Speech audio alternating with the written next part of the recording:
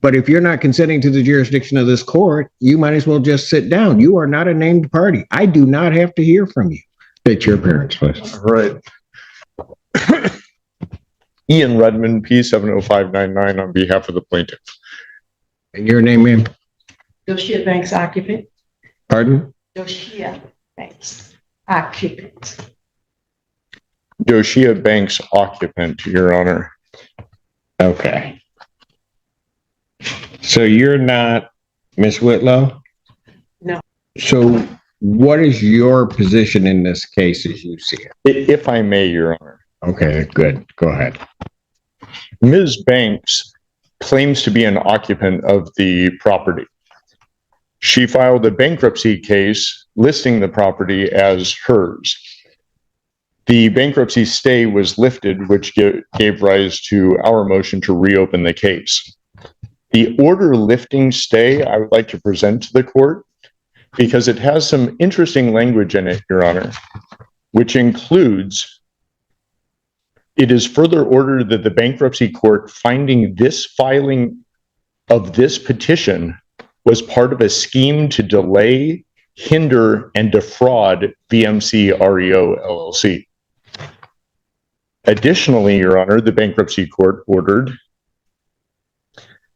let me see, notwithstanding Rule 4001A3, a bankruptcy rule, Right. creditor VMC REO LLC may execute on its order immediately. The order shall be binding and effective despite any conversion of this bankruptcy case to a case under any other chapter of Title 11 of the United States Bankruptcy Code. Further, that the recording with the appropriate governmental entity of this order shall constitute a bar to refiling any case under any chapter of Title 11 of the United States Code as to the property located at 5779 Pinecrest Estates Drive, Ann Arbor, Michigan, the property in this case. A debtor in subsequent case under this title may move from relief from this order based upon a change of circumstances or for good cause shown after notice and hearing. Said bar shall be for 2 years from the entry of this order or until such time creditor relinquishes their rights to the property. This order came out June 24th of this year. I have a copy for you. All right. Thank you. I will note, Your Honor, that Ms. Banks has filed an appeal of that order in the federal Eastern District of Michigan. That appeal is pending, but the status quo as of right now is that there is no stay, and that order lifting stay holds until such time as the appellate court does something. Additionally, Your Honor. Yes, go ahead. Additionally, Your Honor, there is no stay from the appellate court. They have not issued a stay, and in fact, it would be appropriate that there would be a bond placed or an escrow order of some sort because BMC has been the owner of this property for the past year and does not have access to it. Additionally, Your Honor, there's more. Go ahead. There's a lot going on. Yeah. Additionally, Your Honor, Ms. Whitlow, who, as far as I know, actually exists, but I don't have any evidence to that effect, has not appeared in any hearings in this court, did not appear for her deposition that she was noticed for in the federal case, and in a federal case, the federal court issued a show cause order to Ms. Whitlow that she had to present certain documents from this court, which she failed to do. Her deadline to do so was, I believe, July 3rd. Let me confirm that. Oh no, July 10th. And she did not supply any of those documents. I can present that show cause order if you would like.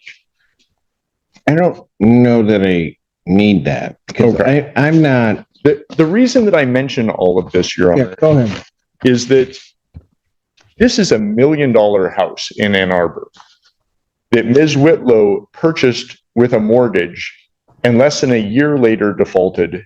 The foreclosure went through, the sale occurred, the redemption period expired, and we came forward to evict.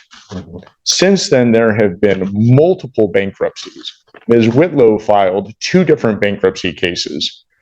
A young man who apparently lives in Arizona filed a bankruptcy case and listed this property as his residence. Ms. Banks has filed a bankruptcy case and listed the property as her residence. It should also be noted that Ms. Banks was a bankruptcy preparer and has been forbidden from the bankruptcy court from preparing bankruptcies for anyone other than herself.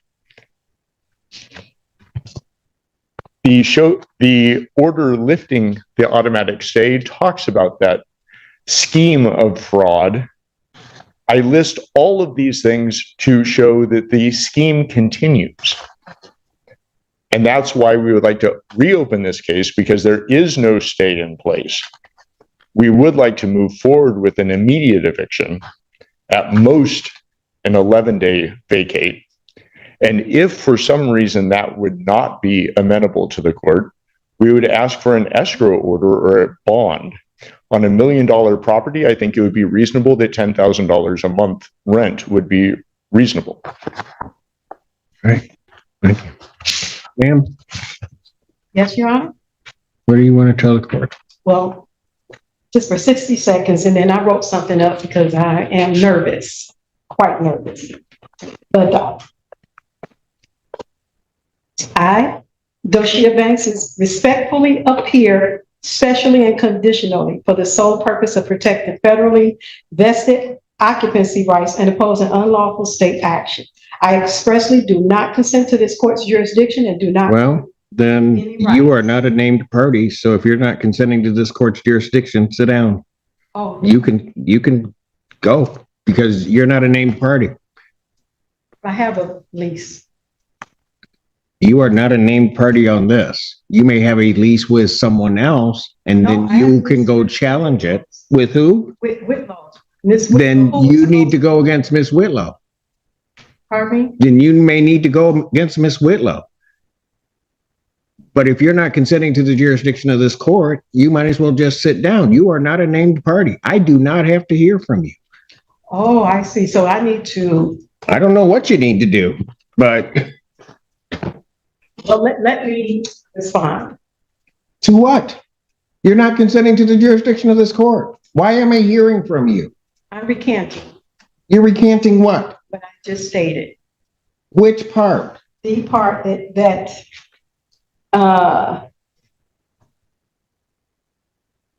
that I stated that I'm not.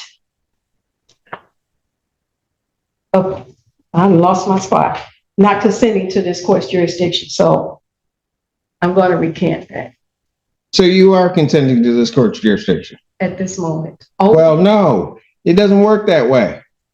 You don't get to say, well, now it's okay, and then not later say no. okay. You know what? Here's the problem. You've not filed anything with this court.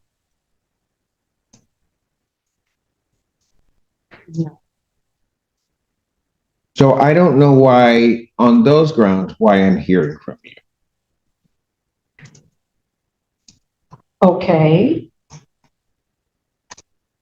If I may, I do have time, I do believe, to go file an answer and counterclaim. I was just led under An false answer and pretenses counterclaim to what? to their complaint for eviction.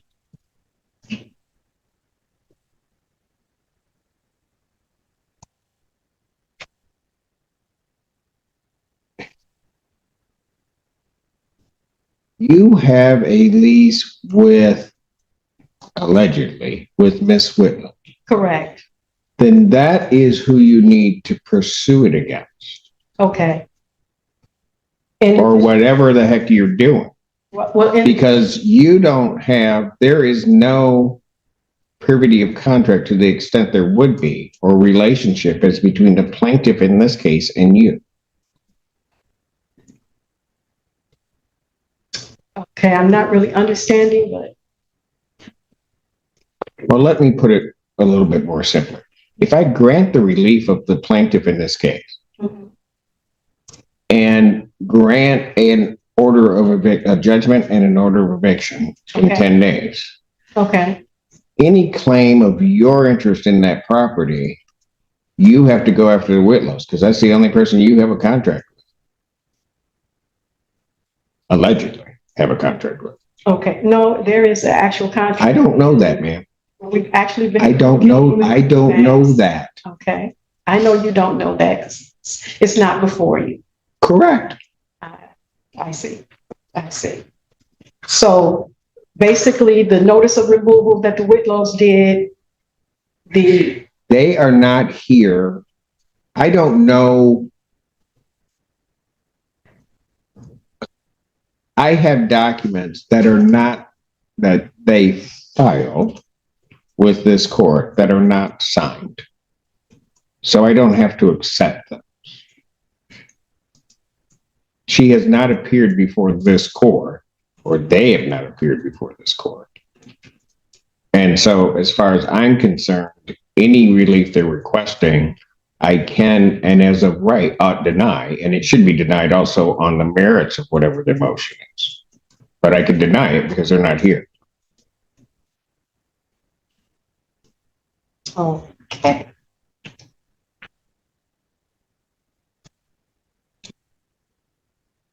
Again,